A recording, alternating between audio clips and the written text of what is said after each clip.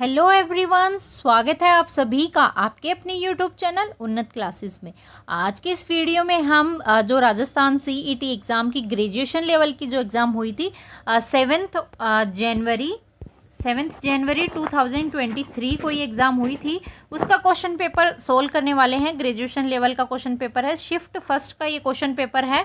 तो आज के इस वीडियो में हम इस क्वेश्चन पेपर को सोल्व करेंगे क्योंकि अभी ग्रेजुएशन लेवल की एग्ज़ाम होने वाली है। तो जो प्रीवियस ईयर क्वेश्चन पेपर है वो बहुत इंपॉर्टेंट है, उसमें काफ़ी सारे क्वेश्चन रिपीट होते हैं और कुछ उनसे रिलेटेड आते हैं। तो आज की वीडियो में हम इनको देखने वाले हैं। वीडियो को ध्यान से देखिएगा और एंड तक ज़रूर देखिएगा, वीडियो को स्किप मत कीजिएगा। अगर आपने अभी तक चैनल को सब्सक्राइब नहीं किया तो प्लीज़ चैनल को सब्सक्राइब कर लीजिएगा और बेल आइकन को भी प्रेस कर लीजिएगा, जिससे कि सबसे पहले नोटिफिकेशन आपको मिल सके। तो स्टार्ट करते हैं। फर्स्ट क्वेश्चन है इसका, निम्नलिखित में से कौन सा राजनीतिक कार्यकर्ता संबंधित देशी राज्य सुमेलित नहीं है, पूछा है। तो फर्स्ट है कृष्ण दत्त पालीवाल। तो कृष्ण दत्त पालीवाल हैं वो धौलपुर प्रजामंडल से ही संबंधित है। हरिमोहन माथुर के सामने करौली लिखा हुआ है, तो देखिए यही गलत हो जाता है, ऑप्शन नंबर 20 का सही होगा। हरिमोहन माथुर करौली प्रजामंडल से संबंधित नहीं है। करौली प्रजामंडल की स्थापना त्रिलोकचंद माथुर ने की थी। त्रिलोकचंद माथुर ने करौली प्रजामंडल की स्थापना की थी और कब की थी? 1938 में इन्होंने की थी। 1938 में हरिमोहन माथुर ने किसकी स्थापना की थी? तो बूंदी राज्य लोक परिषद की स्थापना किसने की थी? हरिमोहन माथुर ने की थी। कब? 1944 ईस्वी में, 44 में बूंदी। देखिए जो मैं बोल रही हूँ उसको आप ध्यान से सुनिएगा। बूंदी राज्य लोक परिषद की स्थापना हरिमोहन माथुर के द्वारा की जाती है और करौली प्रजामंडल की स्थापना त्रिलोकचंद माथुर के द्वारा की जाती है 1938 ईस्वी में। अगला मथुरा दास माथुर के सामने मारवाड़ है, तो ये एकदम सही है। गोपीलाल यादव भरतपुर, ये भी एकदम सही, तो इसका right answer option number B होगा। अगला क्वेश्चन है, भरतपुर राज्य प्रजा संघ की स्थापना हुई थी। तो देखिए भरतपुर राज्य प्रजा संघ की स्थापना होती है 1928 में और गोपीलाल यादव को इसका अध्यक्ष तथा देशराज ठाकुर को इसका सचिव बनाया गया था। जो प्राथमिक उद्देश्य था वो मैकेंजी की नीतियों के विरोध इसका करना था और 18 मार्च 1948 को भरतपुर का मत्स्य संघ में विलय कर दिया जाता है। 18 मार्च 1948 को जो भरतपुर रियासत थी उसका मत्स्य संघ में विलय कर दिया जाता है। तो भरतपुर राज्य प्रजा संघ की स्थापना 1928 में होती है, तो इसका राइट आंसर होगा ऑप्शन नंबर बी। अगला क्वेश्चन है, 1857 की क्रांति के दौरान जयपुर के पॉलिटिकल एजेंट कौन थे? तो देखिए इस एग्जाम में 1857 की क्रांति से संबंधित, प्रजामंडल से संबंधित, इनसे संबंधित पक्के एक दो क्वेश्चन जरूर आते हैं, तो उनको ध्यान से आपको ये टॉपिक करने हैं। तो देखिए इसमें दिया गया 1857 की क्रांति के दौरान जयपुर के पॉलिटिकल एजेंट कौन थे? मैकबर्टन, मेजर बर्टन, विलियम ईडन और मेजर मॉरिसन। तो देखिए 1857 की क्रांति के जयपुर के जो पॉलिटिकल एजेंट थे वो थे, कौन थे? विलियम ईडन इसके जयपुर के पॉलिटिकल एजेंट थे। भरतपुर के थे मैकमेसन कहाँ के थे? भरतपुर के। और भरतपुर के मैकमेसन नहीं, भरतपुर के थे मॉरिसन, मेजर मॉरिसन भरतपुर के थे। मैकमेसन कहाँ के थे? वो जोधपुर के थे। कोटा के मेजर बटन थे और उदयपुर के मेजर सावर्स थे। ये आपको याद रखनी है, लिस्ट आपको याद रखनी है। मैं एक बार दोबारा रिपीट कर देती हूँ। भरतपुर के मॉरिसन थे और वहाँ के जो शासक कौन थे? तो जसवंत सिंह फर्स्ट, महाराजा जसवंत सिंह फर्स्ट भरतपुर के राज्य के शासक थे। जयपुर के विलियम ईडन पॉलिटिकल एजेंट थे और शासक कौन थे? महाराजा राम सिंह सेकंड जयपुर के महाराजा थे। जोधपुर के मॉकमेसन थे, मॉकमेसन जोधपुर के थे और वहाँ के राजा कौन थे? तो तख्त सिंह जोधपुर के महाराजा थे। कोटा के मेजर बर्टन थे और मेजर बर्टन के सामने जो राज्य के शासक थे वो महाराव राम सिंह थे। महाराव राम सिंह कोटा के शासक थे। और उदयपुर के पूछे तो उदयपुर के देखिए कैप्टन शावर्स इसके पॉलिटिकल एजेंट थे और जो इसके सामने शासक थे वे थे महाराणा स्वरूप सिंह शासक थे। तो आपको ये याद रखना है कौन से जिले में कौन से पॉलिटिकल एजेंट थे और कौन से शासक थे। देखिए इसमें एक और इम्पोर्टेंट आपको बता देती हूँ, जो 1857 की क्रांति, जो सबसे पहले ये विद्रोह हुआ था राजस्थान में, ये 28 मई 1857 को ये स्टार्ट होता है। कहाँ से स्टार्ट होता है? तो ये नसीराबाद से स्टार्ट होता है, नसीराबाद छावनी से ये स्टार्ट होता है 28 मई 1857 को। और फिर उसके बाद में खेरवाड़ा और ब्यावर छावनी ने 1857 का जो विद्रोह हुआ था ना, इसमें भाग नहीं लिया था। कौन कौन सी छावनियों ने इसमें विद्रोह नहीं लिया? तो खेरवाड़ा और ब्यावर छावनियों ने इस विद्रोह में भाग नहीं लिया था। अभी नेक्स्ट क्वेश्चन देख लेते हैं। भारत के किस गवर्नर जनरल के कार्यकाल के दौरान हिंदू विवाह पुनर्विवाह अधिनियम पारित किया गया था? तो देखिए हिंदू विवाह अधिनियम जो पारित किया गया था, पुनर्विवाह अधिनियम, ये लॉर्ड कैनिंग के कार्यकाल में ये पारित किया गया था। लॉर्ड कैनिंग के द्वारा ये अधिनियम कौन सा था? हिंदू विवाह पुनर्विवाह अधिनियम 1856। ये भी आपको याद रखना है। हिंदू विवाह पुनर्विवाह अधिनियम, हिंदू विधवा पुनर्विवाह अधिनियम लॉर्ड कैनिंग के काल में 1856 का अधिनियम था। लॉर्ड डलहौजी ने इसका मसौदा तैयार किया था और 1857 में जो भारतीय विद्रोह में पहले लॉर्ड कैनिंग ने इसे पारित कर दिया था 1856 में। तो आपको याद रखना है 1856 में लॉर्ड कैनिंग के द्वारा पारित किया गया था, डलहौजी ने इसका मसौदा एकदम तैयार कर लिया था। तो इसका राइट आंसर लॉर्ड कैनिंग होगा। अगला क्वेश्चन है 1818 में कंपनी की ओर से राजपूत राज्यों से संधि करने वाला अधिकारी था। तो देखिए 1818 में जो कंपनी से राजपूत राज्यों से संधि करने वाला अधिकारी था वो था कौन?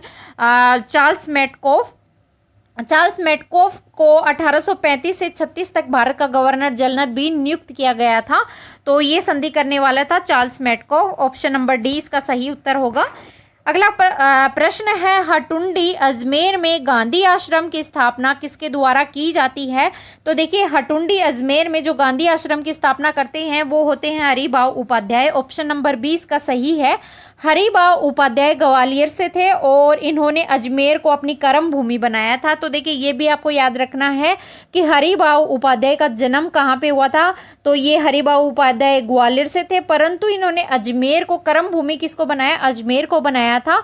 1927 में इन्होंने सस्ता साहित्य मंडल की स्थापना की थी। 1927 में सस्ता साहित्य मंडल की स्थापना हरिभाऊ उपाध्याय के द्वारा की जाती है। अजमेर को कर्म भूमि बनाया और थे कहाँ से? ग्वालियर से थे। हरिभाऊ उपाध्याय ने हटुंडी अजमेर में इन्होंने गांधी आश्रम की स्थापना की थी। तो इसका अगला प्रश्न है, विजय सिंह पथिक ने किस समाचार पत्र के माध्यम से बिजोलिया किसान आंदोलन का प्रचार पूरे भारत में कर दिया था? तो देखिए विजय सिंह पथिक ने जो बिजोलिया किसान आंदोलन का प्रचार किया था वो किया था प्रताप समाचार पत्र के माध्यम से। प्रताप समाचार जो पत्र था वो और भी इसमें किसी ने सहयोग किया था। तो देखिए गणेश शंकर जो विद्यार्थी थे उनकी मदद से विजय सिंह पथिक ने कानपुर से ये प्रकाशित किया था। कौन सा? प्रताप समाचार पत्र। और भारत में बिजोलिया किसान आंदोलन को लोकप्रिय बनाया था। तो विजय सिंह पथिक के साथ में और कौन थे? तो गणेश शंकर विद्यार्थी इनके साथ में थे, गणेश शंकर विद्यार्थी। और इन्होंने ये कहाँ से प्रकाशित किया था? तो कानपुर से ये प्रकाशित होता है, कानपुर से। और इसके माध्यम से इन्होंने बिजोलिया किसान आंदोलन को लोकप्रिय बनाया था। अब बिजोलिया किसान आंदोलन क्या था? तो देखिए बिजोलिया किसान आंदोलन है वो एक लंबे समय तक चलने वाला अहिंसक आंदोलन था। तो ये कब से कब तक चलता है? तो ये 1897 से लेकर के 1941 तक ये चलता है। ये बहुत ही लंबा, यानी दुनिया का सबसे लंबे समय तक चलने वाला अहिंसक आंदोलन था बिजोलिया किसान आंदोलन। तो इसका राइट आंसर देखते हैं, समाचार पत्र कौन सा था? प्रताप। अगला प्रश्न है, अधोलिखित कथनों को सावधानी पूर्वक पढ़िए। लिखा हुआ है 19वीं सदी के उत्तरार्ध में मेवाड़ में देश हितैषणी सभा की स्थापना की गई थी। तो देखिए देश हितैषणी सभा की स्थापना कब की गई थी? तो ये की गई थी 19वीं सदी के उत्तरार्ध में। तो इसमें लिखा हुआ है देश हितैषणी सभा 19। अगला है, सभा का मुख्य उद्देश्य समाज सुधार था। तो इसका राइट आंसर देखिए, आप देखते हैं कि जो समाज सुधार का उद्देश्य उदयपुर में इसकी स्थापना होती है। इसका उद्देश्य था कि समाज सुधार किया जाए। इसकी स्थापना होती कब है? तो ये होती है 2 जुलाई 1877 में होती है। और किसके द्वारा? तो ये महाराणा सज्जन सिंह की अध्यक्षता में इसकी स्थापना होती है। इसका उद्देश्य क्या था? तो इसका उद्देश्य था, देखिए, जो शादी खर्चों में लगान लगाया जाता था ना, उस पर रोक लगाना, बहु विवाह पर प्रतिबंध लगाने के लिए। और अंग्रेजों के असहयोग के कारण इन्हें, मतलब इसमें इनका कारण था कि इन्होंने इस पे समाज सुधार भी किया जाए, साथ में जो खर्चे अनावश्यक हो रहे हैं शादी विवाह में, जो लगाम लगाई जाती है या बहु विवाह पर प्रतिबंध लगाने के लिए इन्होंने इसका किया। परंतु क्या हुआ था कि अंग्रेजों के असहयोग के कारण ये सफल नहीं हो पाए थे। तो इसके देखिए दोनों ही सही हैं। 19वीं सदी के उत्तरार्ध में तो ये 1877 में इसकी स्थापना होती है। तो इसका राइट आंसर दोनों ही होंगे। अगला प्रश्न है, 1857 की क्रांति में अंग्रेज एवं जोधपुर राज्य की संयुक्त सेना को किसने पराजित किया था? तो देखिए 1857 की जो क्रांति थी उसमें अंग्रेज और जोधपुर राज्य की दोनों की सेना को जो परास्त करने वाले शासक थे वो कौन थे? वो ठाकुर कुशाल सिंह थे। कहाँ के? आवा के ठाकुर कुशाल सिंह आवा रियासत के ठाकुर थे। आवा कहाँ? पाली में पड़ता है। तो इनके द्वारा कुछ युद्ध किए जाते हैं, देखते हैं कौन कौन से। तो देखिए इनके द्वारा बिठौरा का युद्ध किया जाता है। इसमें किस किस के मध्य होता है? तो ये बिठौरा का युद्ध होता है। बिठौरा कहाँ पड़ता है? पाली में। युद्ध होता है 8 सितंबर। ये डेट आपको बहुत याद रखनी है, बहुत इंपॉर्टेंट है। 8 सितंबर 1857 को बिठौरा का युद्ध होता है। किसके मध्य? ठाकुर कुशाल सिंह और सामने कौन था? Major Heathcote. मेजर हीथकोट इनके सामने थे। हीथकोट याद रखेगा। कब होता है? 8 सितंबर 1857 को बिठौरा का युद्ध। दूसरा युद्ध कौन सा था? चेलावास का युद्ध, यानी चेलाओं की लड़ाई। ये कब होती है चेलाओं की लड़ाई? चेलावास का युद्ध होता है 18 सितंबर 1857 को चेलावास का युद्ध। इसके में कौन थे? मेजर ठाकुर कुशाल सिंह और सामने कौन थे? George Patrick Lawrence. George Patrick Lawrence इनके सामने थे।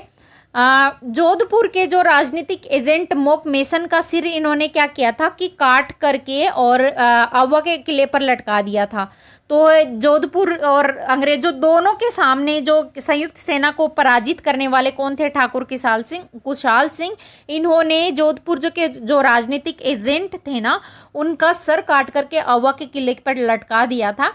तो ये इम्पोर्टेंट है। अगला क्वेश्चन है, निम्नलिखित ठिकानों में से किसने चंवरी कर लगाया था? तो देखिए चंवरी कर लगाने वाले जो थे वो थे कौन थे? बिजोलिया के जो जागीरदार थे ना, उन्होंने चंवरी कर लगाया था। बिजोलिया के जागीरदारों ने चंवरी कर लगाया था। कब लगाया था? ये लगाया था 1903 में। बिजोलिया के जागीरदारों के द्वारा चंवरी कर लगाया जाता है। क्यों? अपनी पुत्री का जो विवाह कर रहे थे उसके अवसर पर इन्होंने चंवरी कर लगाया था 1903 में बिजोलिया के जागीरदारों के द्वारा। तो right answer option number D इसका होगा। नेक्स्ट क्वेश्चन है, महणसर प्रसिद्ध है। तो देखिए महणसर किसके लिए प्रसिद्ध है? महणसर पड़ता कहाँ है? तो ये राजस्थान के शेखावाटी झुंझुनू का एक क्षेत्र का एक गांव है महणसर। और ये किसके लिए प्रसिद्ध है? तो ये देखिए सोने की चित्रकारी के लिए प्रसिद्ध है महणसर। सोने की चित्रकारी के लिए प्रसिद्ध है महणसर। अगला क्वेश्चन है, शिक्षा संत के रूप में प्रसिद्ध स्वामी केशवानंद का जन्म कहाँ हुआ? तो देखिए स्वामी केशवानंद का जन्म हुआ था राजस्थान के सीकर जिले में लक्ष्मणगढ़ तहसील के अंतर्गत एक गांव आता है। कौन सा? मंगलूना गांव। तो मंगलूना गांव में स्वामी केशवानंद का जन्म होता है। अगला क्वेश्चन है, भारतीय लोक कला मंडल संस्थान कहाँ स्थित है? तो भारतीय लोक कला मंडल संस्थान स्थित है उदयपुर में। ऑप्शन नंबर ए इसका सही होगा। इसकी स्थापना कब होती है? तो 1952 में इसकी स्थापना हुई थी। पद्मश्री देवीलाल समर ने इसकी स्थापना की थी। तो याद रखिएगा उदयपुर में भारतीय लोक कला मंडल। अगला है, कार्तिक महीने में चंद्रभागा पशु मेला राजस्थान में किस स्थान पर आयोजित होता है? तो देखिए जो कार्तिक महीने में चंद्रभागा पशु मेला होता है वो होता है राजस्थान के झालावाड़ जिले के झालरापाटन में ये लगता है। इसे हाड़ौती का सुरंग मेला भी कहा जाता है। किसे? चंद्रभागा पशु मेला को। ये कहाँ पड़ता है? तो ये झालावाड़ के झालरापाटन में। तो ऑप्शन नंबर 20 का सही उत्तर होगा झालावाड़ के झालरापाटन में। अगला क्वेश्चन है, चित्तौड़गढ़ स्थित विजय स्तंभ पर पहला स्मारक डाक टिकट कब जारी किया गया था? तो देखिए, चित्तौड़गढ़ पर जो विजय स्तंभ पर डाक टिकट जारी किया गया था वो किया गया था 15 अगस्त 1949 को 1949 में जारी किया गया था। तो इसका राइट आंसर होगा ऑप्शन नंबर बी। देखिए, चित्तौड़गढ़ के जो विजय स्तंभ का निर्माण महाराणा कुंभा के द्वारा किया गया था। ये मॉडल टेस्ट पेपर मैंने करवाया, उसमें आपको अच्छे से बताया है कि महाराणा कुंभा के द्वारा विजय स्तंभ का निर्माण करवाया गया था। सारंगपुर युद्ध के बाद महमूद खिलजी के साथ में ये युद्ध हुआ था, सारंगपुर का युद्ध, और इसमें क्या महाराणा कुंभा की विजय हुई थी, उसके उपलक्ष्य में इन्होंने इसका विजय स्तंभ का निर्माण करवाया था। तो इसका राइट आंसर होगा 1949 में इस पर डाक टिकट जारी हुई थी। अगला क्वेश्चन है, अकबर द्वारा निर्मित शुक्र तालाब किस जिले में स्थित है? तो देखिए, अकबर के द्वारा शुक्र तालाब जो निर्मित करवाया गया था वो नागौर में इसकी स्थापित करवाया गया था, option number B. Next question है, लोद्रवा प्रसिद्ध है, लोद्रवा किसके लिए प्रसिद्ध है? तो देखिए, लोद्रवा जैसलमेर जिले में स्थित है और ये एक पर्यटन स्थल है। लेकिन कौन से धर्म के लिए प्रसिद्ध है? तो ये जैनियों के लिए प्रसिद्ध है, जैनियों के यहाँ मंदिर है लोद्रवा में। अगला क्वेश्चन है, साहिबदीन नामक चित्रकार को मेवाड़ को किस शासक का संरक्षण प्राप्त था? तो देखिए, साहिबदीन को जो चित्रकार थे इनके मेवाड़ के महाराणा जगत सिंह ने मुगल शैली की पारंपरिक राजपूत शैली के साथ इसका चतुर मिश्रण किया था। तो किसका इसको संरक्षण प्राप्त था? तो महाराणा जगत सिंह का इसको संरक्षण प्राप्त था, ऑप्शन नंबर सी इसका सही उत्तर होगा। नेक्स्ट क्वेश्चन है, फल्गुबाई का संबंध किस लोक नृत्य से है? तो देखिए, फल्गुबाई जो थी वो चरी नृत्य से संबंधित है, ऑप्शन नंबर बी। चरी नृत्य कौन करती हैं? तो चरी नृत्य किशनगढ़ के जो गुज्जर समुदाय के लोग हैं ना, उनकी महिलाओं के द्वारा ये नृत्य किया जाता है। ये भी आप याद रखिएगा, ये मॉडल टेस्ट पेपर में मैंने मोस्टली इससे सिमिलर क्वेश्चन करवाए हैं, तो आप जरूर देखिएगा। उन मॉडल टेस्ट पेपर 2 मैंने करवा दिए हैं, अभी आगे आने वाले वीडियोज में और भी करवाए जाएंगे आपको। तो इसके चरी नृत्य गुज्जर जो समुदाय है उनकी औरतों के द्वारा किया जाता है और ये फल्गुबाई चरी नृत्य में प्रसिद्ध है। अगला प्रश्न है, निम्नलिखित में से कौन सा वाद्य यंत्र बाकी 3 से अलग है? तो देखिए, एक है खड़ताल, मशंग, शहनाई और अलगोजा। तो जो खड़ताल है ना वो घन वाद्य यंत्र है, जो बाकी है वो सुशिर वाद्य यंत्र है, यानी मुंह से बजाते हैं, परंतु खड़ताल घन वाद्य यंत्र है। तो इसका right answer option number A होगा। अगला क्वेश्चन है, निम्नलिखित में से किस षड्यंत्र केस में प्रताप सिंह बारठ को कारावास दिया गया था? तो प्रताप सिंह बारठ को जो कारावास दिया गया था वो बनारस षड्यंत्र केस के तहत इनको कारावास दिया गया था, option number D. Next question है, निम्नलिखित में से कौन सा आभूषण मानव अंग सुमेलित नहीं है पूछा है? तो इसमें देखिए दिया गया है सुरलिया कान, बिल्कुल सही है। तिमणिया गला सही है एकदम। रमझोल कलाई, तो देखिए ये गलत हो जाता है, रमझोल कलाई का आभूषण नहीं है, रमझोल पैर में पहने जाने वाला आभूषण है। तगड़ी कमर में पहनते हैं, तो ये तीनों सही है, परंतु ऑप्शन नंबर सी गलत है, रमझोल कलाई में नहीं पैर में पहने जाने वाला आभूषण है। अगला क्वेश्चन है, श्रीधर अंधारे को किस चित्र शैली को प्रकाश में लाने का श्रेय दिया जाता है? तो देखिए, श्रीधर अंधारे को जो दिया जाता है वो दिया जाता है देवगढ़ चित्र शैली में। देवगढ़ चित्र शैली को प्रकाश में लाने का श्रेय दिया जाता है।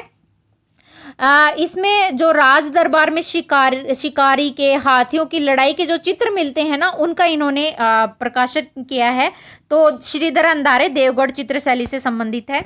अगला प्रश्न है, सुमेलित कीजिए। कुलदेवी और एक तरफ जाति दी गई है, करणी माता, नाई। तो ये देखिए पहला ही करणी माता, इसमें मिलान करना है। तो करणी माता किनकी लोक देवी थी, उनकी कुलदेवी है? तो चारणों की कुलदेवी है करणी माता। सकराय माता खंडेल वालों की कुलदेवी है और आई माता सीरवी समुदाय की कुलदेवी है और नारायणी माता नाइयों की कुलदेवी है। तो इसका सही उत्तर होगा करणी माता चारणों की, पहले में 4th। तो देखिए सी में भी है और डी में है। फिर है सकराय माता, सकराय माता किसकी है? खंडेल वालों की, इसमें 3, तो इसमें भी 3 है, इसमें भी 3 है। फिर है आई माता, आई माता किसकी है? सीरवी जनजाति की, तो सेकंड। तो देखिए इसमें ऑप्शन नंबर सी सही हो जाएगा। अगला क्वेश्चन है, बातारी फुलवारी कितने खंडों में विभक्त है? तो बातारी जो फुलवारी है वो 14 खंडों में विभक्त है, ऑप्शन नंबर सी इसका सही उत्तर होगा। नेक्स्ट क्वेश्चन है, गोविंद देव मंदिर जयपुर एवं मदन मोहन मंदिर करौली का संबंध किस समुदाय से है? तो देखिए इन दोनों ही मंदिरों का संबंध है वो है गौड़ीय संप्रदाय से संबंधित है, ऑप्शन नंबर डी इसका सही उत्तर हो जाएगा, गौड़ीय संप्रदाय। नेक्स्ट क्वेश्चन है, केसरी सिंह बारठ ने चेतावनी राज चुंगटिया किसको संबोधित करके लिखा था? तो केसरी सिंह बारठ ने जो चेतावनी राज चुंगटिया किया था वो महाराणा फतेह सिंह को संबोधित करते हुए लिखा था, Maharana Fateh Singh, option number B. Kesari Singh Barath Mewar Maharana को डिंगल भाषा में चेतावनी राज चुंगटिया इन्होंने लिखा था। और ये कितने सोरठे या दोहे इसमें थे? तो 13 सोरठों में ये सोरठे थे, इसमें 13 सोरठे, सोरठे का दोहा भी बोल सकते हैं। तो कितने सोरठे या दोहे थे? तो 13। अगला क्वेश्चन है, जोधपुर का महामंदिर उपासना स्थल है। तो देखिए जोधपुर का जो महामंदिर उपासना स्थल है वो नाथ पंथ है, नाथ संप्रदाय का है महामंदिर। हाँ, जोधपुर का महामंदिर उपासना स्थल नाथ संप्रदाय से संबंधित है। मुख्य पीठ है ये, इसकी मुख्य देवता इसके भगवान शिव हैं, तो नाथ संप्रदाय से संबंधित है। अगला क्वेश्चन है, बढ़ार क्या है? बढ़ार क्या होता है? तो देखिए बढ़ार होता है जो विवाह के अवसर पर दूसरे दिन दिया जाने वाला जो सामूहिक प्रतिभोज होता है ना, वो बढ़ार होता है। तो इसका पहला होगा option number A. Next question है, निम्नलिखित में से कौन सा युग्म सुमेलित नहीं है पूछा है? तो कौन सा सही नहीं है? हमीर महाकाव्य नैनचंद सूरी, तो बिल्कुल सही, हमीर महाकाव्य नैनचंद सूरी। वंश भास्कर सूर्यमल मिश्रण, ये भी सही है। कुवलयमाला उद्यतन सूरी, एकदम सही। पृथ्वीराज विजय चंद्र बरदाई, ये गलत हो गया। देखिए पृथ्वीराज विजय है वो जयानक द्वारा लिखी गई थी। ये बहुत ही फेमस क्वेश्चन है, काफी बार एग्जाम में पूछे जाते हैं। तो पृथ्वीराज विजय जयानक द्वारा लिखी जाती है। तो इसका सही उत्तर होगा option number D. Next question है, मुक्ति नामक कविता संग्रह के रचयिता कौन है? तो मुक्ति नामक जो कविता संग्रह है इसके रचयिता है मिठेश निर्मोही, इसके रचयिता है। इसके लिए इन्हें साहित्य अकादमी पुरस्कार भी मिला था। इन्हें भारत का दूसरा जो साहित्य अकादमी पुरस्कार है वो भारत का दूसरा सर्वोच्च सम्मान पुरस्कार कहलाता है।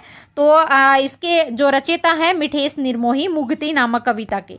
अगला क्वेश्चन है, भील जनजाति के पुरुष कमर पर जो वस्त्र लपेटा करते हैं उसे क्या कहते हैं? तो उसे खोत्यू कहते हैं, ऑप्शन नंबर डी इसका राइट आंसर होगा। नेक्स्ट क्वेश्चन है, 4 हाथों वाला लोक देवता किसे कहा जाता है? तो देखिए 4 हाथों वाले लोक देवता कल्लाजी को कहा जाता है, कल्लाजी राठौड़ को कहा जाता है। क्या हुआ था कि कल्लाजी राठौड़ बहुत ही शूरवीर थे। तो जब अकबर ने चित्तौड़ पर आक्रमण किया उस समय वहां के महाराणा उदय सिंह थे, उदय सिंह की सेना में शामिल होकर इन्होंने वीरता का परिचय दिया। इस युद्ध में क्या हुआ कि जो उदय सिंह के सेनापति थे वो थे जयमल राठौड़, और जयमल राठौड़ क्या हुआ था, लड़ते लड़ते इनके पांव घायल हो गए थे। तो कल्लाजी ने इन्होंने अपने कंधों पर उठाया और कंधों पर उठाकर इन्होंने युद्ध लड़ा था। तो इसमें देखिए 2 हाथ कल्लाजी के और 2 जयमल राठौड़ के। तो 4 भुजाओं वाले देवता कौन कहलाते हैं? कल्लाजी राठौड़ कहलाते हैं। और अगर ऐसे भी क्वेश्चन पूछ लें कि 4 हाथ किसके थे, तो 2 जयमल राठौड़ के, 2 कल्लाजी के। तो इसीलिए इन्हें 4 भुजाओं वाले देवता कहते हैं, कल्लाजी राठौड़ को।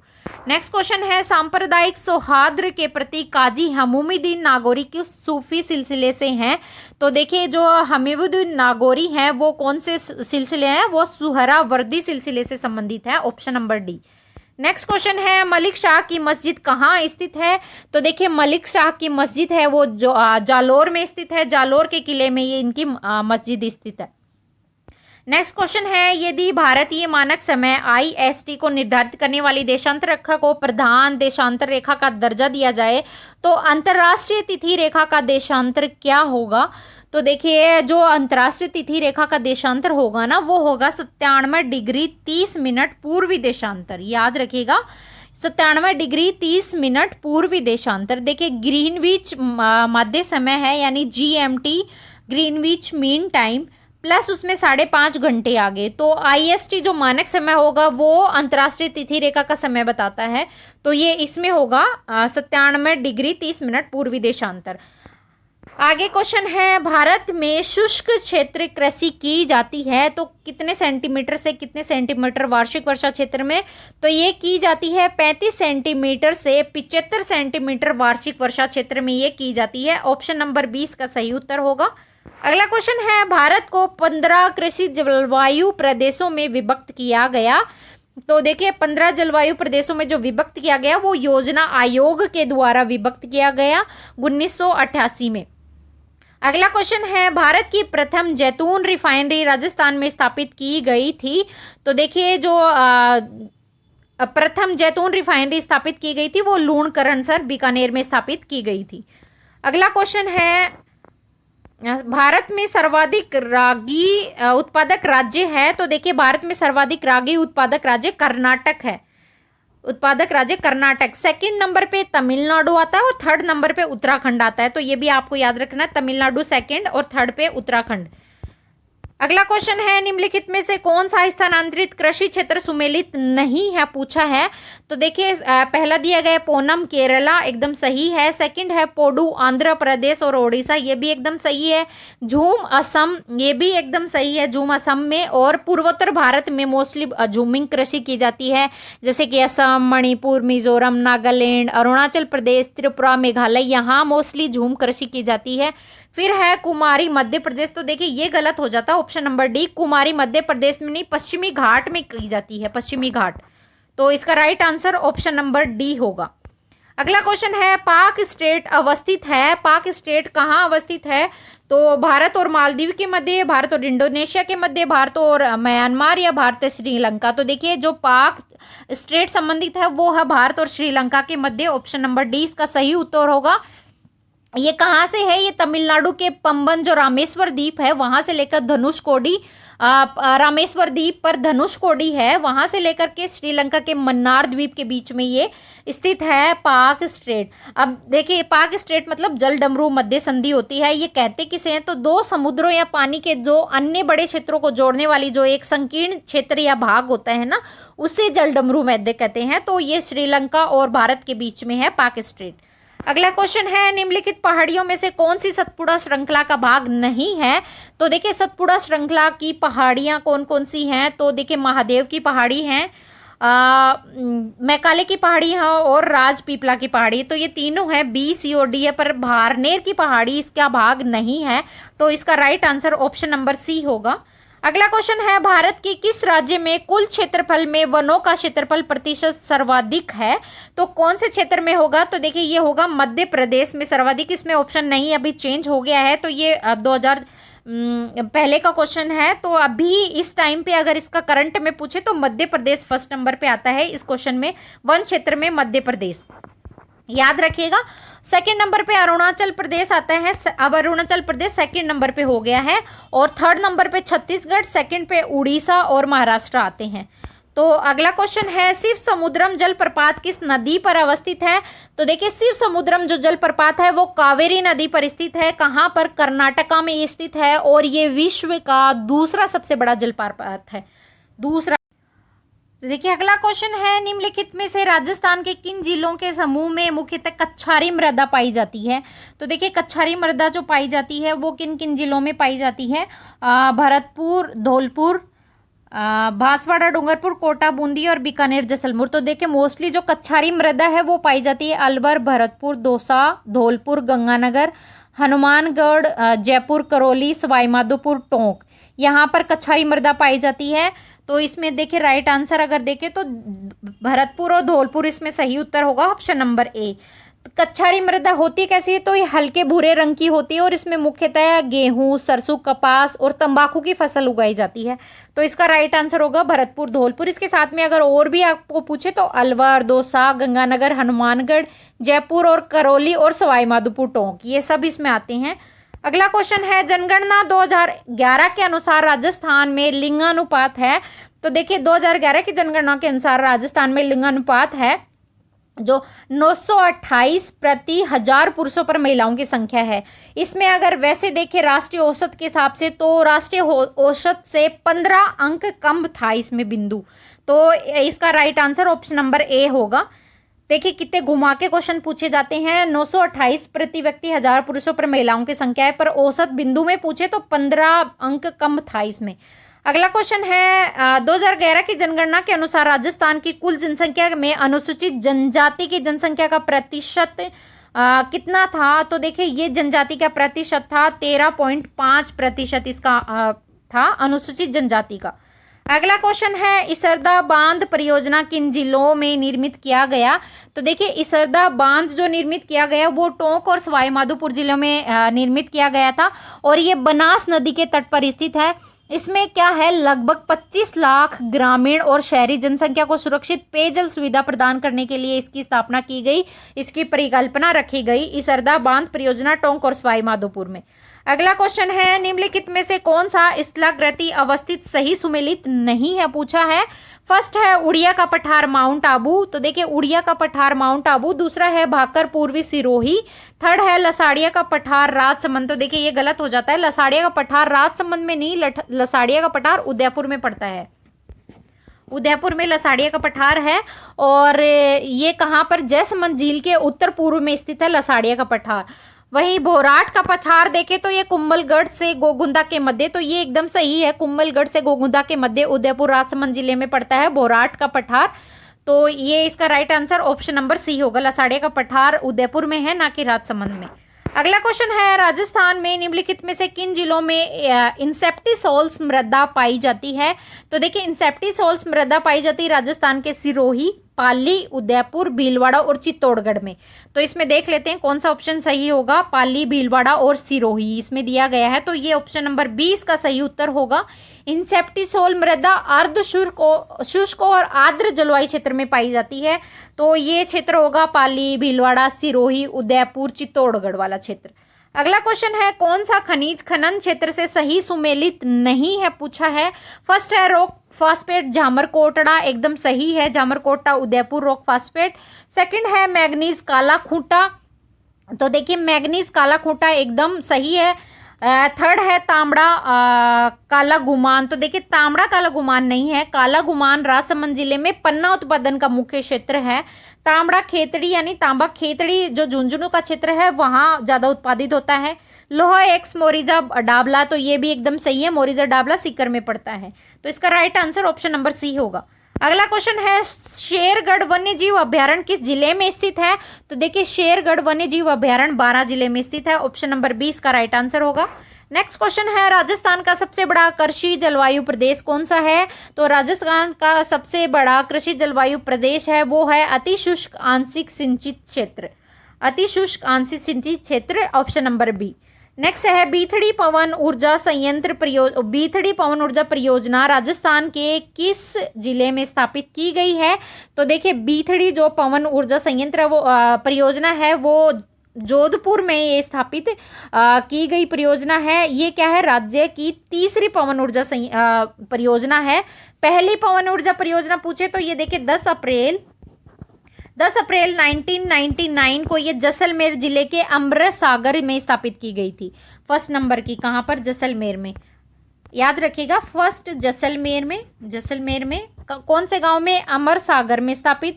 सेकंड थी वो थी 6 मार्च 2001 में, 2001 में स्थापित। पहली 1999 में, दूसरी 2001 में, कहाँ पर, देवगढ़ प्रतापगढ़ में, तीसरी जोधपुर में स्थापित की गई है। तो इसका राइट आंसर होगा बीथड़ी पवन ऊर्जा परियोजना जोधपुर। अगला प्रश्न है, राजस्थान में कौन से जिलों में जनसंख्या घनत्व 100 व्यक्ति प्रति वर्ग किलोमीटर से कम पाया गया, जनगणना 2011 के अनुसार, तो देखिए पाया गया था जैसलमेर, बाड़मेर और बीकानेर में, ऑप्शन नंबर 20 का राइट आंसर होगा, जिसमें 100 व्यक्ति प्रति वर्ग किलोमीटर से कम पाए गए थे। अगला क्वेश्चन है, राजस्थान राज्य पर्यावरण नीति किस वर्ष में घोषित की गई थी, तो देखिए राजस्थान राज्य पर्यावरण नीति जो घोषित की गई थी वो 2010 में, 8 फरवरी 2010, डेट भी अगर आपको याद रखनी है तो 8 फरवरी 2010 में स्थापित घोषित की गई थी। अगला क्वेश्चन है, राजस्थान के किस भाग में मक्का का सर्वाधिक उत्पादन होता है, तो देखिए मक्का का जो सर्वाधिक उत्पादन होता है वो दक्षिण और दक्षिण पूर्वी भाग में इसका ज्यादा उत्पादन होता है, ऑप्शन नंबर ए सही उत्तर है। भीलवाड़ा, चित्तौड़गढ़, उदयपुर, बांसवाड़ा और डूंगरपुर वाला जो क्षेत्र है ना वहां इसका सबसे ज्यादा उत्पादन होता है। अगला क्वेश्चन है, 2011 की जनगणना के अनुसार राजस्थान के किन जिलों में न्यूनतम ग्रामीण लिंगानुपात था, तो देखिए सबसे कम लिंगानुपात था वो धौलपुर में सबसे कम लिंगानुपात पाया गया। अगला क्वेश्चन है, खस की घास मुख्य रूप से राजस्थान में कहाँ पाई जाती है, तो देखिए खस की जो घास है वो मुख्य रूप से राजस्थान में टोंक, सवाई माधोपुर और भरतपुर वाले क्षेत्र में पाई जाती है, तो भरतपुर और टोंक वन विभाग में सबसे मुख्य रूप से पाई जाती हैं। अगला क्वेश्चन है, राजस्थान में नगर पालिका अध्यक्ष के विरुद्ध अविश्वास प्रस्ताव पर विचार करने के लिए किस बैठक के गठन के लिए गणपूर्ति उसमें मतदान के हकदार व्यक्तियों की कुल संख्या की कितनी होगी, तो देखिए ये होगी 3/4। ये होगी 3/4। ऑप्शन नंबर ए इसका राइट आंसर होगा, 3/4। अगला क्वेश्चन है, राजस्थान विधानसभा के प्रथम प्रोटेम स्पीकर कौन थे? तो देखिए प्रथम प्रोटेम स्पीकर थे वे थे महारावल संग्राम सिंह जी नाथावत। तो महाराव संग्राम Singh, option number A. Next question है, राज्य मानवाधिकार आयोग के अध्यक्ष की नियुक्ति राज्यपाल द्वारा एक समिति की सिफारिश पर की जाती है, इसमें कौन शामिल नहीं होता? तो देखिए इसमें शामिल कौन कौन होता है? मुख्यमंत्री शामिल होता है जो समिति का अध्यक्ष होता है, विधानसभा के अध्यक्ष इसमें शामिल होता है, गृह मंत्री, विधानसभा के विपक्ष के नेता, विधान परिषद के अध्यक्ष और विधान परिषद के विपक्षी नेता, अगर वहां विधान परिषद है तो इसमें शामिल कौन नहीं होगा? तो इसमें शामिल उच्च न्यायालय का मुख्य न्यायाधीश नहीं होगा। ऑप्शन नंबर डी इसका सही उत्तर होगा। अगला क्वेश्चन है, राजस्थान राज्य सूचना आयोग सूचना नहीं देने पर अधिकतम कितनी राशि का जुर्माना आरोपित कर सकता है? तो देखिए ये कर सकता है कितनी राशि का? अधिकतम ये कर सकता है 25,000 रुपए की राशि का। और वैसे अगर देखें तो ये प्रतिदिन अगर पूछे तो 250 रुपए प्रतिदिन इसका जुर्माना होता है, 250 रुपए प्रतिदिन इसका जुर्माना होता है। अधिकतम राशि पूछे तो 25,000 रुपए अधिकतम। नेक्स्ट क्वेश्चन है, राजस्थान में राज्य वित्त आयोग के प्रथम अध्यक्ष कौन थे? तो राजस्थान राज्य वित्त आयोग के प्रथम अध्यक्ष थे Krishna Kumar Goyal. Option number A इसका सही उत्तर होगा, के गोयल, कृष्ण कुमार गोयल। 1995-96 से लेकर के इनका कार्यकाल हो रहता है 1999 से 2000 के बीच में। अगला क्वेश्चन है, राजस्थान में नियोजन विभाग की स्थापना कब हुई थी? तो देखिए राजस्थान में जो नियोजन विभाग की स्थापना हुई थी वो जुलाई 1953 में इसकी स्थापना होती है, जुलाई 1953। ऑप्शन नंबर इसका सही उत्तर है। तो ये थे हमारे आज के model test paper model test paper नहीं, ये प्रीवियस ईयर क्वेश्चन पेपर है ग्रेजुएशन लेवल का, जो कि एग्जाम हुई थी 2023 में, और ये 7 जनवरी में एग्जाम हुई थी, उसका मॉडल टेस्ट पेपर है। इसके आधे क्वेश्चन हमने आज की वीडियो में लिए हैं, आगे हम नेक्स्ट वीडियो में लेंगे। तो इससे रिलेटेड देखिए जनगणना का टॉपिक, प्रजामंडल, 1857 की क्रांति, और ये कुछ टॉपिक हैं जो बहुत इंपॉर्टेंट है और इनसे बार बार क्वेश्चन रिपीट होते हैं, तो ये आपको अच्छे से करने हैं। मैं आपको सारे ही इनसे रिलेटेड मॉडल टेस्ट पेपर में इनसे रिलेटेड क्वेश्चन लेके आ रही हूँ, तो आप उन वीडियोस को भी ध्यान से देखिएगा। अगर नहीं देखा है तो लिंक डिस्क्रिप्शन बॉक्स में दिया गया है, जाके चेकआउट कीजिएगा। तो मिलते हैं फिर नेक्स्ट वीडियो में।